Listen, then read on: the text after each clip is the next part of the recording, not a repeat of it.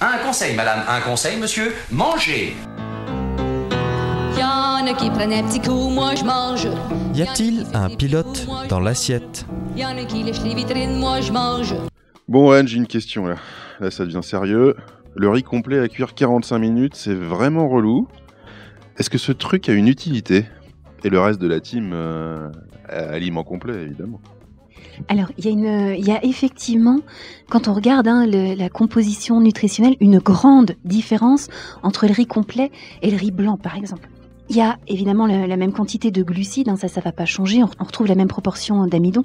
Par contre, on a déjà une grosse différence sur la quantité de protéines. On a plus de 40% de protéines en plus dans un riz complet. Pourquoi ? Parce que le riz complet, on lui a pas ôté les sons et on lui a pas ôté cette fine membrane, cette fine couche qu'on appelle l'assise protéique et qui enveloppe la graine amidonneuse. L'assise protéique, elle est source de protéines. Donc si on l'enlève, on a beaucoup moins de protéines dans un riz blanc raffiné que dans un riz complet. Je croyais que tu parlais de protéines, moi, tous les petits insectes qui viennent se coller sous la coque, et ça fait des protéines, ça, non? C'est pas ça du tout dont tu parles, ok. Non, t'as raison, c'est pas exactement de celle-là dont je parlais, mais c'est vrai que ça fait des protéines supplémentaires, si tu veux. Alors, qu'est-ce qu'on va trouver d'autre ? On va trouver des fibres, 2 fois plus de fibres dans un riz complet que dans un riz blanc.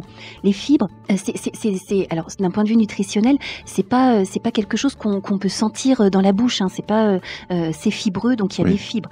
Voilà, ce sont des petites molécules qui vont avoir des effets très très très importants au niveau de la régulation de notre transit notamment. Donc 2 fois plus de fibres. Et puis quand on regarde d'un point de vue, quand on regarde au niveau des minéraux, on a plus de 2 fois plus de calcium dans un riz complet. 5 fois plus de magnésium, 5 fois plus de phosphore, presque 2 fois plus de potassium. Et on va aller aussi voir du côté des vitamines, notamment la famille des vitamines du groupe B. On a 3 fois plus de B5, plus de 2 fois plus de B9, etc. Donc, d'un point de vue nutritionnel, c'est vraiment pas anodin. On a une bien meilleure densité nutritionnelle, c'est-à-dire une bien plus grande concentration d'éléments nutritionnels dans un riz complet que dans un riz blanc. Oui, il va falloir s'y faire. Alors, le problème aujourd'hui, c'est que notre alimentation moderne, elle est constituée de beaucoup d'aliments raffinés. Donc finalement, on a considérablement appauvri la densité nutritionnelle de notre alimentation.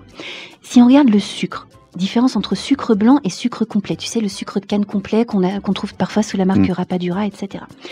Tu regardes la composition nutritionnelle. Le sucre blanc, on lui a enlevé toute la mélasse. La mélasse, c'est les substances parfumées, noirâtres, etc. Mais c'est dans la mélasse qu'il y a tous les minéraux. Donc ça veut dire que dans un sucre blanc, on a enlevé presque tout le calcium. On a 4 mg de calcium dans 100 g de sucre blanc. On a 75 mg dans le sucre de canne complet. C'est énorme comme différence.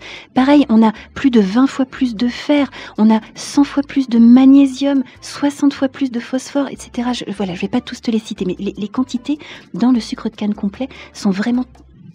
ont rien à voir avec ce qu'on trouve dans le sucre blanc. Dans le sucre blanc, on n'a quasiment plus rien en minéraux. Et le problème, c'est que les minéraux sont des éléments régulateurs et sont des éléments qui vont notamment aider à métaboliser les glucides qu'apporte le sucre. Si le sucre blanc apporte pas de minéraux, je suis obligée d'aller puiser dans mes propres réserves pour métaboliser les glucides du sucre blanc que je suis en train de consommer. Donc finalement, je m'épuise. C'est ce qu'on appelle l'effet des calories vides. J'apporte de l'énergie, mais j'apporte pas les nutriments qui permettent de bien la métaboliser, donc je m'épuise. J'aime bien aussi citer le travail du docteur Béguin. C'était un pédiatre suisse et il avait montré chez les enfants qu'il avait suivis une forte corrélation entre l'apparition des caries dentaires et la consommation de pain blanc et de sucre raffiné. Chez les enfants qui consommaient plus de pain blanc et de sucre raffiné, il y avait beaucoup plus de caries dentaires que chez ceux qui consommaient du pain noir et du sucre complet. Ah oui. Voilà. Donc, on a intérêt finalement à augmenter, à améliorer la densité nutritionnelle des aliments que l'on consomme. D'autant que le sucre complet, il a un petit goût de caramel, un petit goût épicé qui est plutôt agréable. Alors, j'entends tout ce que tu me dis, mais le temps de cuisson, c'est relou. Pour le riz complet. Le goût, c'est pas non plus formidable. Alors, malgré tous ces bienfaits, on va pas se forcer non plus.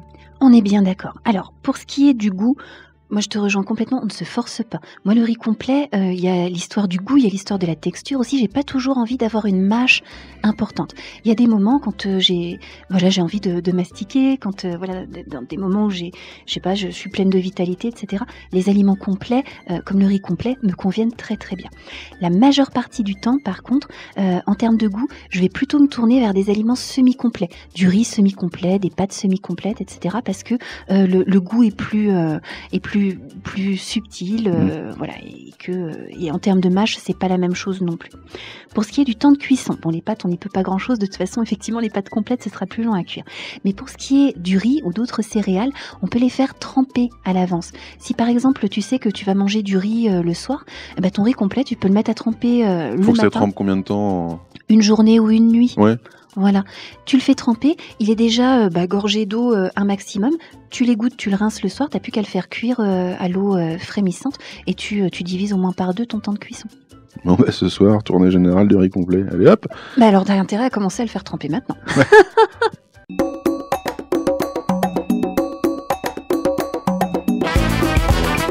Cette chronique vous a plu ? Alors participez-y en posant vos questions à Anne-Claude à l'adresse contact@radioalto.info.